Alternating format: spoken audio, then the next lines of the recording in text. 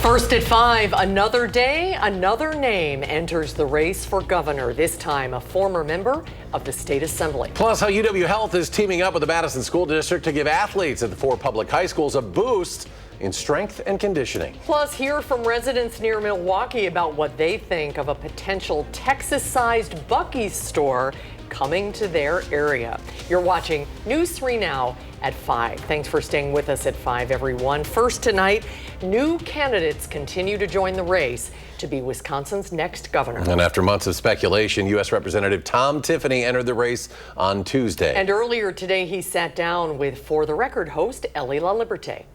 Congressman Tom Tiffany declared his run for governor on Tuesday. Now, he already hit the ground running touring multiple cities across the state. And he told me in our conversation that he's confident that he's the leader Wisconsin needs. Now, a little background on Representative Tiffany. He represents the 7th Congressional District in northern Wisconsin. That's after he won a special election in 2020. In his campaign video, he listed priorities as protecting Wisconsin farmers, freezing property taxes, and keeping transgender students out of girls' sports. We should set higher educational standards. Let's have honest report cards. Let's lower the cost of energy. Let's make home ownership more affordable. Let's put ourselves back in the top 10 states to be able to create a business. All those things we can do. Tiffany also defending Trump's tariffs. We have lost so much manufacturing here over the last 30 years. I think about the paper mills and other businesses that have went out and moved overseas. It is time to defend manufacturing and bring it back to Wisconsin. You can see that full conversation with Congressman Tom Tiffany up right now on channel3000.com. Ellie, thank you. And currently there are 2 other Republican challengers, Washington County Executive Josh Schoeman and Milwaukee businessman Bill Berrien. This is the first time in about 16 years that the race for governor has been open with no incumbent running.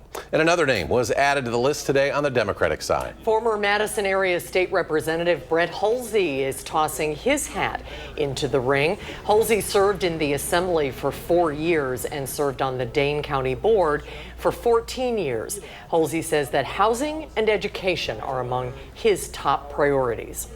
I was in the legislature when Act 10 was enacted. I debated that 62 hours. We have schools doing referenda after referendum for operating expenses, not to build nice new schools, but just to keep the lights on. That is wrong. I don't pretend to have all the answers, but I know I can fix it. Back in 2014, Hulsey initially filed to run as a Democrat for governor, but was beaten in the primary that year by Mary Burke. Now for a look at your first warn forecast, Chief Meteorologist Alex Harrington out of the weather patio. Clouds across the area today. When are we going to see the sun again, Alex? We will see the sun return tomorrow. Right now, you just said it, cloudy skies. I'm looking up there. There's a couple peaks of blue, and eventually skies will start to turn a little bit more on the partly cloudy skies side as we head into the overnight. But look at Thursday, future track taking all that white. That's what the clouds are on future track. Taking all those clouds away, it looks like we're going to go into partly to mostly sunny conditions as we go on into Thursday. Temperatures right now held down because of the clouds that we've had and some of that mist and fog we had this morning. 66 in Madison and a little bit warmer to the west where they've been having just a few more breaks in the skies. We've got a 65 to the west in the Cross Plains area, 67 to the south, east of the airport, 64 to the north up towards Wanakee. And as we plan the night tonight, it's going to be a very comfy evening, very fall-like. Remember, now we are actually into fall, and temperatures are going to stay very mild overnight tonight for this time of year. They'll be in the 50s, but patchy fog, we got to track some of that coming up in a little bit. And that sun, like I said, makes a return on Thursday. And I'm going to let you know how warm summer-like temperatures are going to stick around in southern Wisconsin when I come back in about 10 minutes. Thank you. UW-Madison police say they have cleared the scene after asking the public to avoid the area of Johnson Street and Wisconsin Avenue due to reports of a man with a knife in the area. A Badger-safe whisk alert was sent just before 9 o'clock this morning, warning of the report. About 9:10, police cleared the scene and advised people that they could return to normal activities. Police have not released a description of the man or what led to this incident. UW-Madison reassuring its international employees after a new presidential proclamation targeting H-1B visas.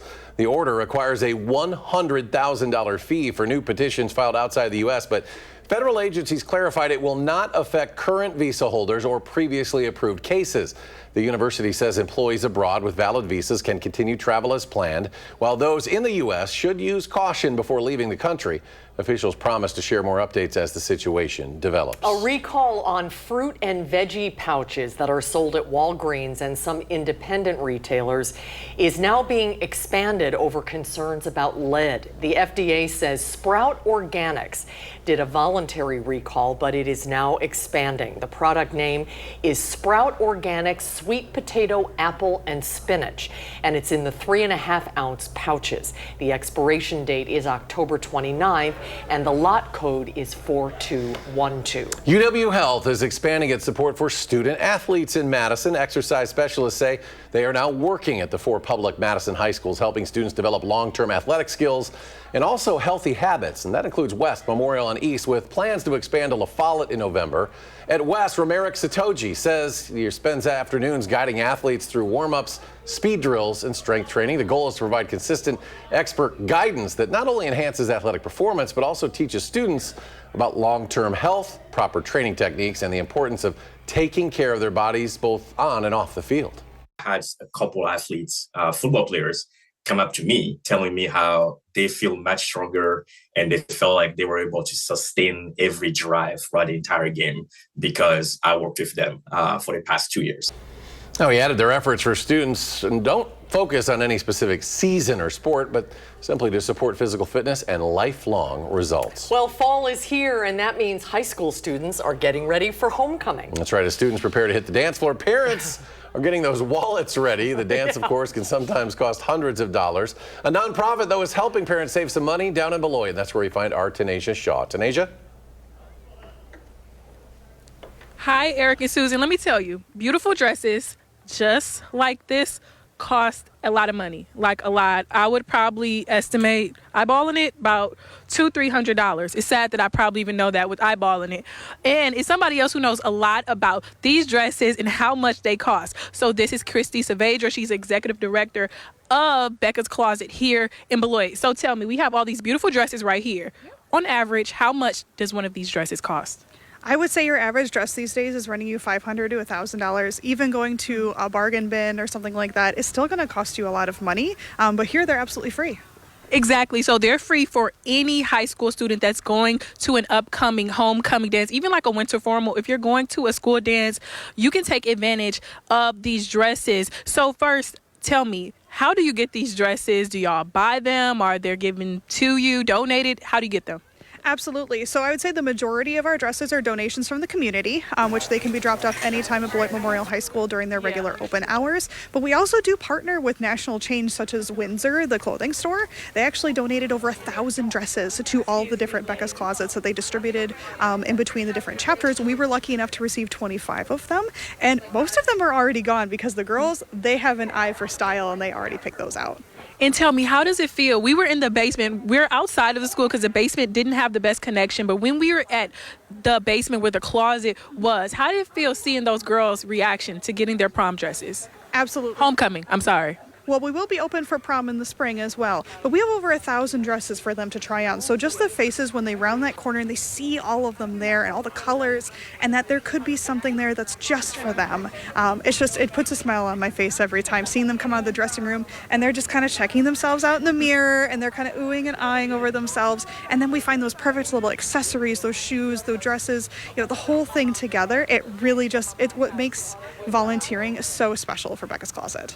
Absolutely. And there's opportunities for you at home to volunteer to help this program. And I will say personally, seeing those girls and the smiles on their faces and the men, because you have stuff for men as well, young men, I should say.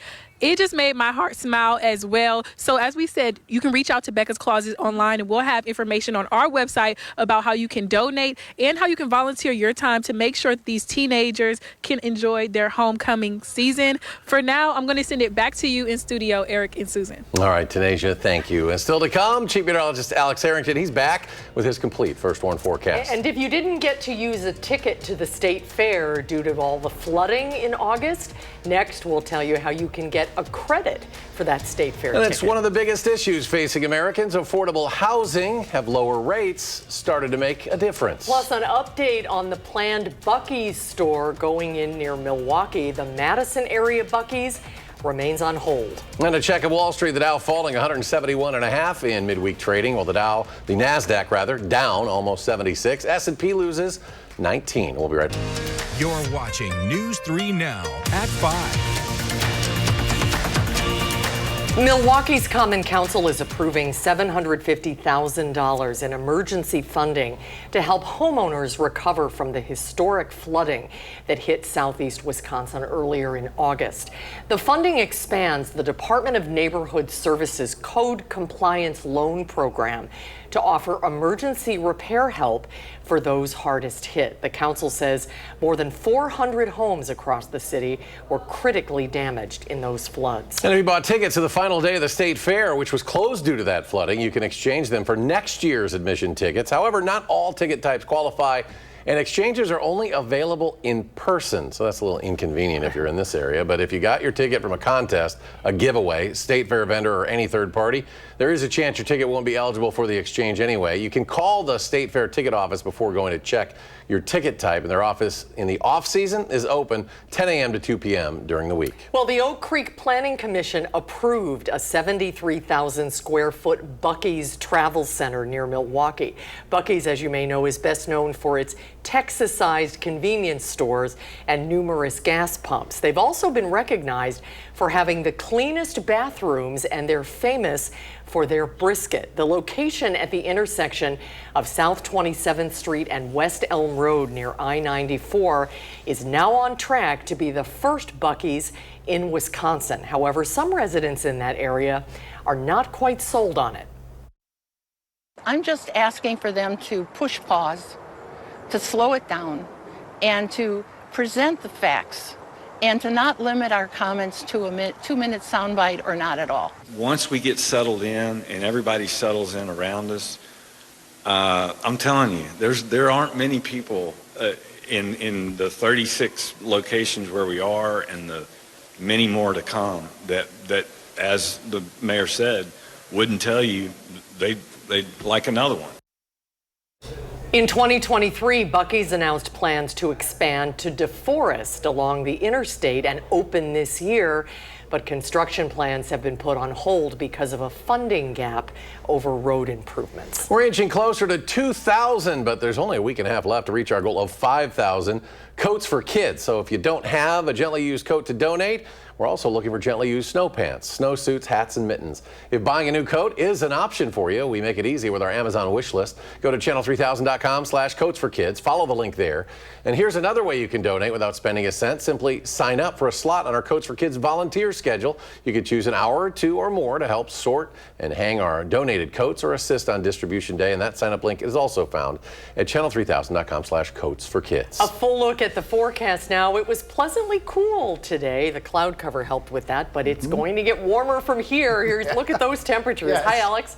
Hey there. Yeah, you're probably wondering, when's the cool weather going to end? Well, it ends today, because we'll be back up to 74 on Thursday, all the way up to 82 by the time we get to Monday, going all the way out 10 days. Our temperatures, as I kind of walk off of the screen here, I'm just trying to illustrate that these temperatures are going to be way above normal here over the course of the next 10 days. Tonight, let's plan that together here. We'll do lows upper 40s to the lower 50s. That's where we should be for this time of year, along with a little bit of patchy fog, which is not out of the realm of possibility when we get into the fall months. We often have morning fog, and we will as we go into Thursday morning. Plan potentially for some low visibilities, maybe a half mile in Juneau, eighth of a mile in Watertown, maybe locally down to 0 in Camp Douglas. Wouldn't be shocked to see a couple of these counties upgraded to a dense fog advisory, but the main takeaway is just slow down as you're heading to work and school. It burns off quickly as we go into Thursday, and then maybe a little bit more of that patchy dense fog developing again Friday morning. But that is really the only weather of significance. I have to say it here as we go into Thursday. Temperatures getting into the low to mid 70s, 75 in La Crosse, 76 in Baraboo, 74 in Madison. The cool spot is 73 in Janesville, and that's still 3 degrees above normal for this time of year. And as you just saw, the temperatures go up from there. Let's go through the 10-day forecast here. It almost is a broken record. upper 70s, right around 80, that 82 on Monday. Lots of sunny skies. We're not seeing any significant weather systems here to bring us appreciable rainfall. Overnight low temperatures, this is looking good in the 50s, all the way from left to right here over the course of the next 10 days. And first, to let you know, we're going way into October here. Climate Prediction Center, when we get this dark of reds, and it's really centered over the upper Midwest, including Madison, that means a very high chance of our temperatures being above normal going all the way out to October 8th. What about water? Drier than normal conditions just to the east of Madison, maybe some slightly wetter than normal conditions west of Madison, and that just means we're going to have a warm and dry stretch over the course of the next 10 days. And amounts here, normal for the months, about 2 7/10.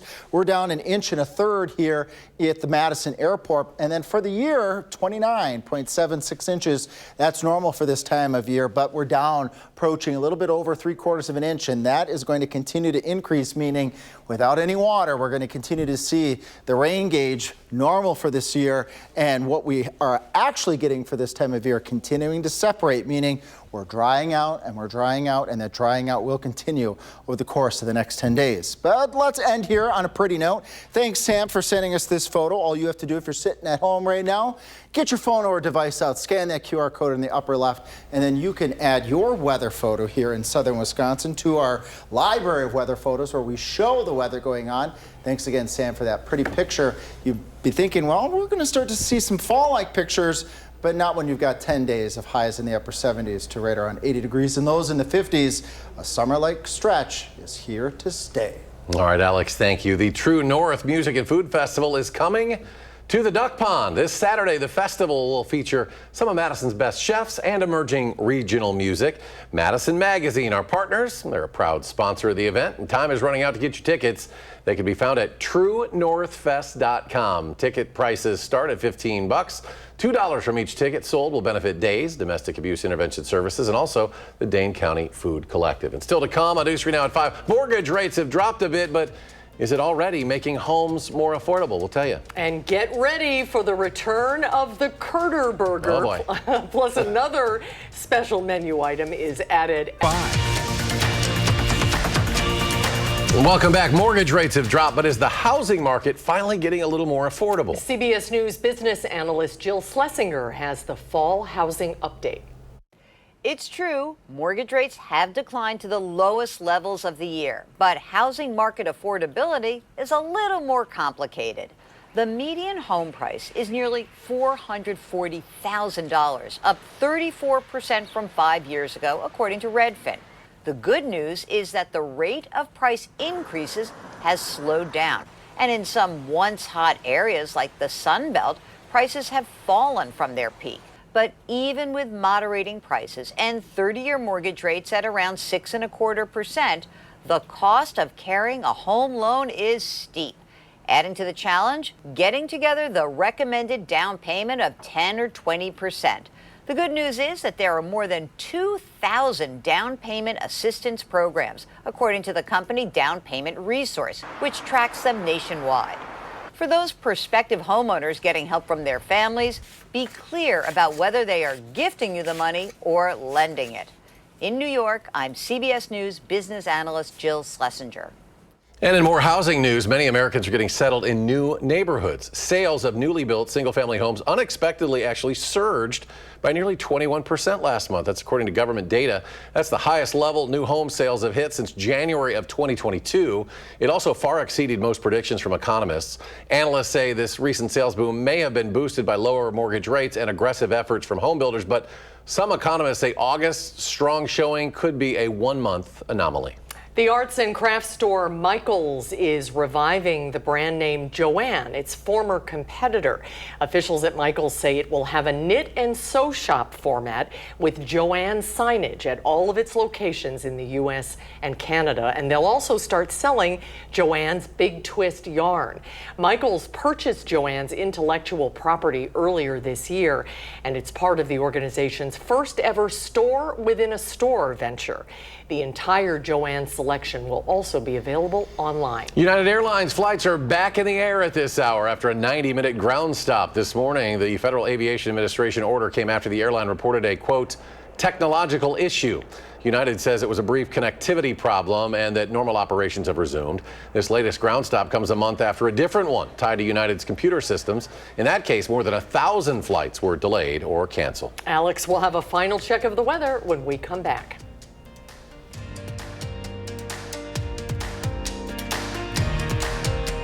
Week is underway in Alaska, and there's some heavy competition. We will introduce you to some of the contenders. And the Trump administration is touting a chemotherapy drug as a treatment for autism. A doctor on the forefront is the subject of tonight's Eye on America. That's ahead on the CBS Evening News. And then coming up tonight at 6, after losing 2 games in a row, some Badger fans think football head coach Luke Fickell is on the hot seat. Jalen Banks breaks down what could be next for the program and the coach. All right, Culver's putting cheese curds center stage this fall with the launch of its first ever Curdtoberfest. The chain introducing jalapeno cheese curds for the first time. That sounds pretty good. It does sound good. They debut on National Cheese Curd Day. That's October 15th. You all knew that already. And it'll be available through the end of the month. Now, it is the second year in a row that Culver's has rolled out a limited edition cheese curd flavor.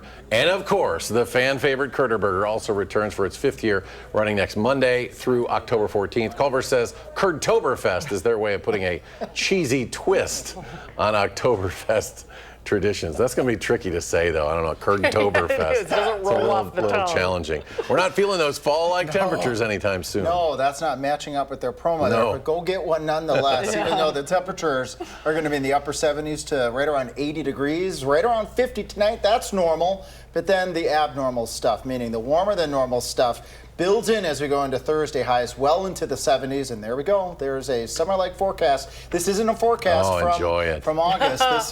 This is a Frankie personalized forecast. I could do that right there year-round, Alex, except for Christmas Eve, a little snow, a little dusting. Yeah. We'll shovel it off on Christmas Day and beyond. Bring that back. Go right back to that. I'd be good with it. All right, thanks for joining us. CBS Evening News is next. We're back in 30 for News 3 Now at 6. You can always find us streaming 24/7 on Channel 3000+. See you at 6.